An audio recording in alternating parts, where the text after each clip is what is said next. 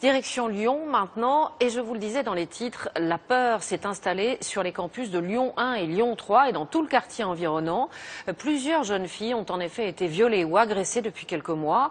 Les présidents d'universités ont même envoyé un mail à tous leurs étudiants pour les appeler à la prudence. Les enquêteurs recherchent un seul et même homme qui serait le suspect numéro 1.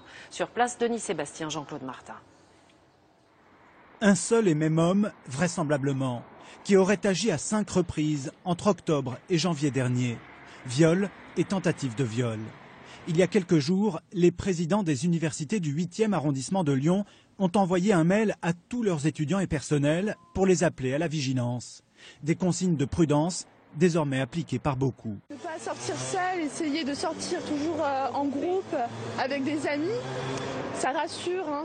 Personnellement, j'ai une bombe lacrymogène sur moi, mais je sais que c'est pas forcément autorisé, mais voilà, je me sens plus en sécurité du coup. Un peu de peur, mais c'est normal. Mais après, c'est vrai que quand les élèves finissent à 20h, il y a toujours des gens pour aller vers le métro et tout. Donc après, c'est plus pour les sorties, quoi.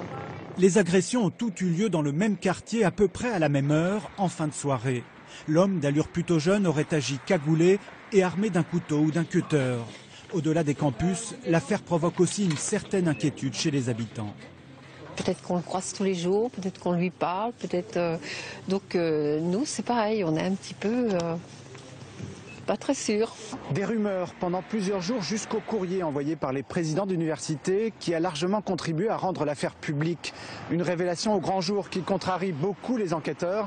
En effet, jusque-là, ces derniers comptaient beaucoup sur la discrétion dans leurs investigations pour plus d'efficacité.